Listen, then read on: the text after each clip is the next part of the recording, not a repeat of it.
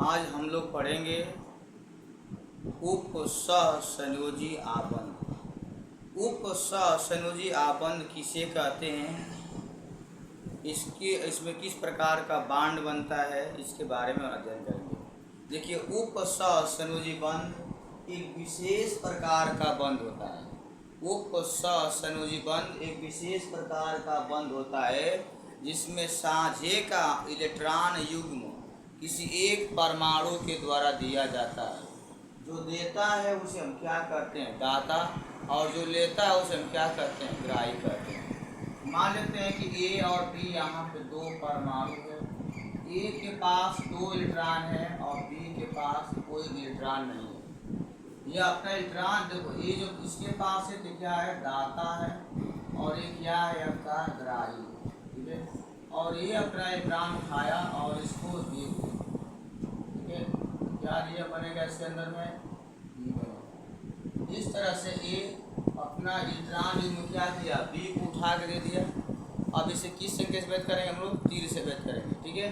क्योंकि यहाँ पे इसे साझा नहीं किया है बल्कि इलेक्ट्रॉन युग्म उठाया है और इसे क्या किया है, दे दिया है। ऐसे में तो यहाँ पे उपसहसंयोजी आबंध एक विशेष प्रकार का बंध होता है जिसमें साझे का इलेक्ट्रॉन युग्म किसी एक परमाणु के द्वारा दिया जाता है।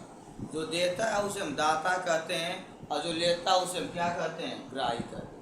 ऐसे में जैसे एग्जाम्पल लेते हैं, जैसे यान O3, यहाँ पे हम नाइट्रिक अम्ल का लुई बिंदु सूत्र अथवा संरचना सूत्र बनाएंगे। देख रहे हैं कि यहाँ पे हाइड्रोजन 1 है, क्रमांक कितना होता है, नाइट्रोजन क्रमांक 7 होता है 2,5, ऑक्सीजन का 8 होता है 2,6, हो गया। अब देखो बनाएंगे यहाँ पे नाइट्रोजन ऑक्सीजन ऑक्सीजन क्या हो गया आपका।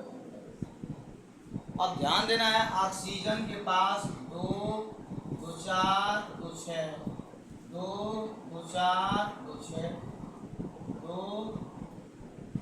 2, 4।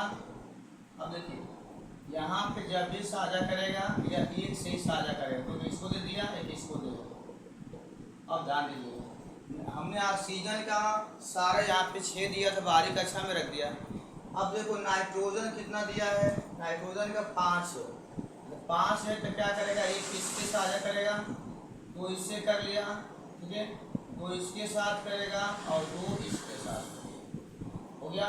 अब देखिए इसका औसतक पूरा हो गया, 8 हो गया, 2, 2, 4, 4। ऐसा में इस ऑक्सीजन का भी यहाँ भी औसतक क्या हो गया, पूरा हो गया। अब हाइड्रोजन के पास एक ए बी से साझा कर लिया, इसका भी औसतक पूरा हो गया। हाइड्रोजन का यहाँ पे 2 हो गया आपका, ठीक है। अब देखना यहाँ पे कि नाइट्रोजन का भी सिर्फ 8 होना चाहिए, 8 से अधिक इलेक्ट्रॉन नहीं होना चाहिए, क्योंकि अक्रिय संरचना निष्क्रिय संरचना प्राप्त करने के लिए हमेशा बाहरी कक्षा में 8 इलेक्ट्रॉन होना ही चाहिए। ऐसा में अब ध्यान दो, अब देखो नाइट्रोजन के पास अगर इससे देखो 2, 2, 4, अच्छा यार, तो क्या करता है नाइट्रोजन, इससे साझा कर लिया, इससे ले लिया, इससे साझा एक नहीं करता, क्यों, 4, 2, 6, 2, 8 इलेक्ट्रॉन अगर इससे लेता तो क्या होता है कि इसके पास भी 8 इलेक्ट्रॉन 10 हो जाता, लेकिन क्या चाहिए, 8 चाहिए, इसलिए इसको दिया है परंतु लिया नहीं है। जब नहीं लिया है तो क्या करेंगे, इसको हम तीर से प्रदर्शित करेंगे।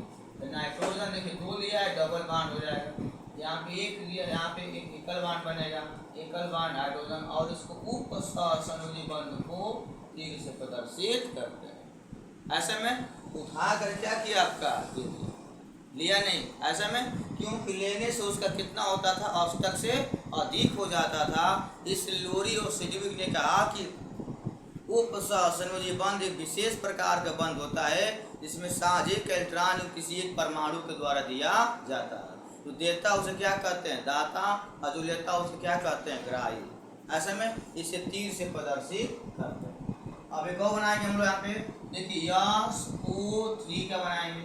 सल्फर का क्रमांक कितना होता है, 16, 2,8 कितना हो गया, 6 हो जाएगा।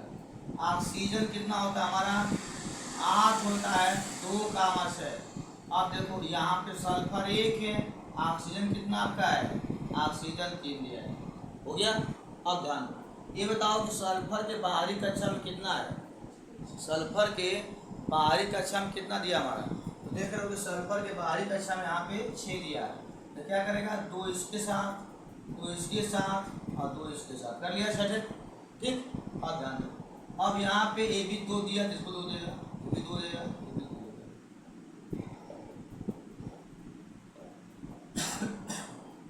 कितने बार समय आई?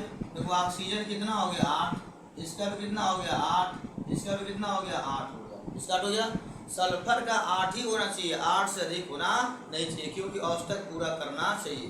तो क्या करें यहाँ पे, देखो अगर यहाँ से 4 से 8, देखो यहाँ पे साझा करेगा 2 4 और 8, ठीक है। अब देखो इससे लिया नहीं है, 2 4 और 8 हो गया। तो क्या करेगा, इसको किस रूप में दे देगा, उपसहसंयोजी बंध के रूप में क्या करेगा, दे देगा, और यहाँ का बनेगा डबल बॉन्ड।